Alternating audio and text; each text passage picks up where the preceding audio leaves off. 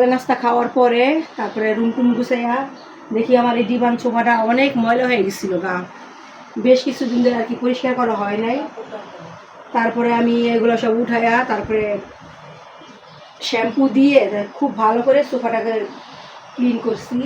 এখন একটু ভিজা আছে, ফ্যানটা সাইডে দিছি, শুকাইলে তারপরে কভার পরাই দেবো। কভার অনেকদিন ধরে কি কভারটা পরানো হয় না, পরামু করে পরানো হয় না, এই জন্য ভাবলাম যে পরিষ্কার করে তারপরে পরাই। এখন দেখেন সোফাটা কত ক্লিন হয়েছে, কি ময়লা বের হয়েছিল সোফাটা থেকে। আর এটা আপনি অনলাইন থেকে যদি লোকাই না আমি এটা পরিষ্কার করাই 700 টাকা নিব ওয়াশ করাইলে। হাতেই ওনারা বইলা দিছিল যে হাতেই শ্যাম্পু দিয়ে খুব সুন্দরভাবে মানে পরিষ্কার সাদা কাপড় দিয়ে পরিষ্কার করার জন্য, তো আমি সেইটাই ফলো করি। এটা আবার অনেকদিন যাইব, আর অনেক কভার পরে রাখলে অনেকদিন যাইব, ময়লা হইব না। আর আমি এদিকটা সোফা পরিষ্কার করতেছি, আর ওই দিকে আমার মা রান্না করতেছে। আজকে আমাদের কি জানি রান্না করে, চিকেন নাকি। তো এইখানে আমার মা মুরগি নিয়েছে, মুরগির পাই ভালো করে পরিষ্কার করতেছে, আলু দিয়ে মুরগির মাংস রান্না করবে। আর আমার মা তো মুরগির মাংস খায় না, এই জন্য আমার মায়ের জন্য আর কি কিছুটা শিং মাছ ফ্রিজের থেকে বের করে নিয়েছে, ওই শিং মাছটাই রান্না করবে। তারপর আমাদের দুপুরে খাওয়া দাওয়া শেষ করে আমরা সবাই চলে আসলাম আমার ছোটো ভাইয়ের বাসায়। আমাদেরকে ভাপা পিঠা খাওয়ার দাওয়াত দিয়েছে। এখানে আমার ছোটো ভাইয়ের বউ চালগুলা খুব ভালো করে ভাপা পিঠার জন্য তৈরি করে নিয়েছে, সাথে খেজুরের গুড় আর নারকেল। তো পিঠা বানানো শুরু করতেছে। তো ওরা পিঠা আমাদেরকে খাওয়াবে জন্য আমাদেরকে দাওয়াত করেছে, আমরা সবাই চলে এসেছি পিঠা খাওয়ার জন্য। তো এক এক করে নারকেল দিল, তারপরে মিঠাই দিল, এখন উপর দিয়ে আবার চালের গুঁড়ি দিয়ে তারপরে এই যে একটা মশারির কাপড় খুব সুন্দরভাবে ধুয়ে পরিষ্কার করে নিয়েছে, এখন এটা দিয়ে পাতিলে পিঠা ভাপাতে দিবে। তো এইখানে এই যে পাতিলটা বসায় দিছে খুব সুন্দর করে, মানে চারুখানে আটকায় দিছে আটা দিয়ে যাতে ভাপটা বের না হয়। তো এখানে বিসমিল্লাহ করে একটা পিঠা দিয়ে দিছে।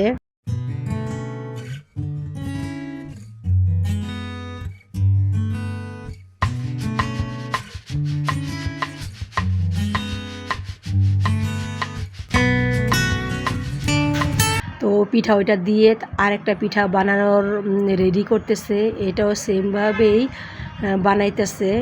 আর এটা হইতেছে আমার মা, ওই মানে আমার ভাইয়ের ছোটো ভাইয়ের শাশুড়ি, তো উনি একটা বানাইতেছে পিঠা, উনিও খুব সুন্দরভাবে পিঠা বানাইতে পারে।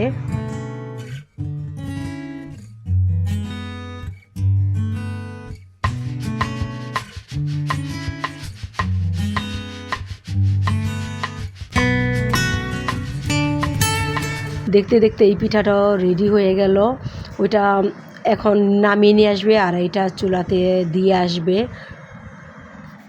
আর শীতের দিনের ভাপা পিঠা বলে কথা, শীতের দিনে ভাপা পিঠা তারপরে দুধ চিতই পিঠা খেতে কিন্তু খুবই ভালো লাগে।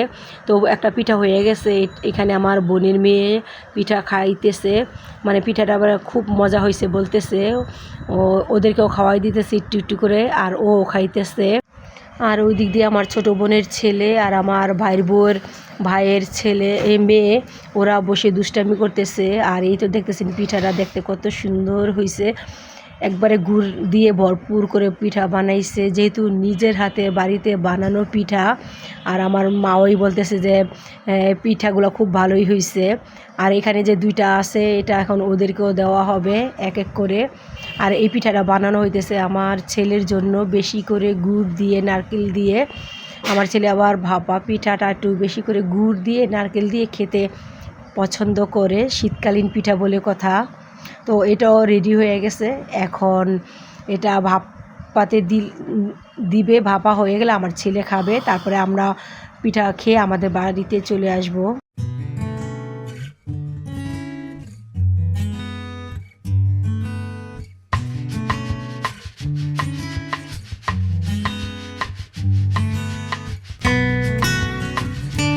আমার বোনের ছেলের জন্য যে পিঠাটা দিয়েছিল ওটা এই যে বানানো হয়ে গেছে। এখন আমার বোনের ছেলের হাতে দিয়ে দিল ধোয়া ওঠা গরম গরম ভাপা পিঠা। একবারে মনে হইতেছে যে আমরা গ্রাম দেশের একটা ফিল পাইতেছি, মানে খুব ভালো লাগতেছে। আর এই আমার বোনের ছেলে পিঠাটা খাইতেছে, বলতেছে যে অনেক মজা হয়েছে পিঠা। আর এইটা হইতেছে কি আমার ছেলে সেই গুড় মিঠাই বেশি করে দিয়ে বানানো পিঠাটা এখন আমার ছেলেকে দিছে। এখন ও পিঠাটা একটু টেস্ট করবে। আর মিমেরটা খাওয়া শেষ, মিমে এখন বসে আছে, বলতেছে আরও একটা খাও, যেহেতু বাচ্চা মানুষ এত বড় বড় পিঠা খেতে পারে না, তো একটা পিঠা খেয়ে ওর পেট ভরে গেছে। আর আমার ছেলে পিঠাটাও ভেঙে ভেঙে দেখাইতেছে, দেখছেন যেমন গুড় তেমন মিঠাই ভরপুর, মানে খুব সুন্দর হয়েছে পিঠাটা। আর খেতে অনেক মজা হয়েছে, যেহেতু চালের গুঁড়িগুলো ওরা দুধ দিয়ে আর কি, গুঁড়া দুধ দিয়ে তারপরে পানি দিয়ে হালকা একটু চিনি দিয়ে তারপরে মিক্স করেছিল, খুব সুন্দর হয়েছে। তো ওদের বাড়ি থেকে আমরা পিঠা খেয়ে চলে এসেছি সন্ধ্যার সময় আমাদের বাসায়। তো এখানে এসে আবার ওরা বলতেছে যে চিকেন মোমো খাবে, যেহেতু আজকে চিকেন কিনা হয়েছিল। তো একদিক দিয়ে আমার মা ছোটো ছোটো করে রুটি বেড়ে দিতেছে, আর একদিক দিয়ে আমি চিকেনের মোমোর শেপ দিতেছি। তো এই তো আমাদের মোমোগুলো দেখছেন কত সুন্দরভাবে ভাপানো হয়ে গেছে। আর এর আগেও কিন্তু এক খোলা মানে মোমো সিদ্ধ করা হয়েছে, সাইডে রেখে দিছি। বলতেছি সব একসাথে আর কি ভাপানো হলে তারপরে ওদেরকে খেতে দিব। আর এই বাকি মোমোগুলো এই যে এখানে, তো এই যে দেখতেছেন যে ওরা প্লেট আর কি বাটিতে নিয়ে সস নিয়ে সবাই রেডি হয়ে গেছে মোমো খাওয়ার জন্য। আর ওই দিক দিয়ে আমার মোমো কিন্তু এখনও ভাপানো চলতেছে। তো সবগুলোই ভাপানো শেষ, আমি মোমোগুলো নিয়ে আসলাম চুলার এখান থেকে এনে ওদের সবাইকে আমি বাটিতে বাটিতে করে ভাগ করে দিতেছি। প্রত্যেকের ভাগে আমি 3টা করে মোমো চিকেন মোমো দিছি।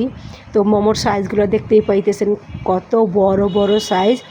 আর ওরা খাইয়ে বলতেছে যে মোমোগুলো কিন্তু আসলে অনেক মজা হয়েছে, অনেক টেস্টি হয়েছে। দোকানের মোমোর চাইতেও আর কি বাসার এই মোমোগুলো বানানো কিন্তু অনেক সহজই মোমো, কিন্তু খাইতে কিন্তু অনেক টেস্টি।